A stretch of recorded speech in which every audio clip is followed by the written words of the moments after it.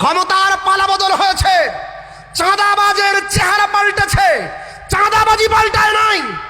টেন্ডারবাজের চেহারা পাল্টেছে, টেন্ডারবাজি পাল্টায় নাই। আমাদের ছাত্র জনতা এই জন্য রক্ত দেয় নাই এক খুনি টেন্ডারবাজ চাঁদাবাজকে সরিয়ে আরেক স্বীকৃত চাঁদাবাজকে ক্ষমতায় বসানোর জন্য এই ছাত্র জনতা রক্ত দেয় নাই।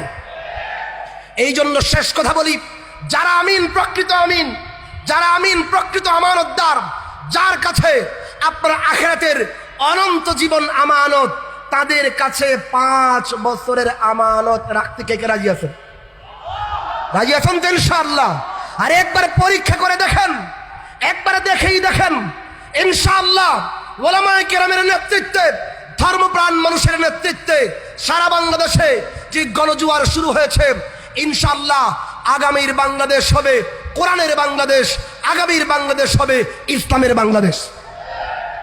যে আলেমকে অসংখ্য অগণিত জিন্দেগির জান্নাতের আমানত মনে করি, জান্নাতের অগণিত অসংখ্য নিয়ামতের আমানত, যার কাছে আমি নির্বিঘ্নে নিশ্চিন্ত মনে পেশ করে আমি পেছনে দাঁড়িয়ে যাই, ওই আলেমের কাছে একটা এমপিত্বের আমানত দেবার মতো সৎ সাহস এই দেশের মানুষ দেখাতে পারে না।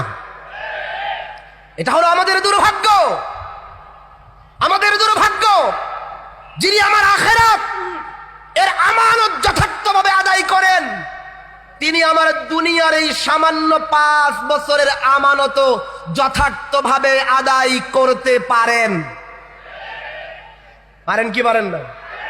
আরে যার কাছে অগণিত অসংখ্য বছরের নিরাপদ, তার কাছে কি 5 বছরের নিরাপদ হতে পারে না? আরে পারে কি পারে না? পারে না। দুর্ভাগ্য আমাদের।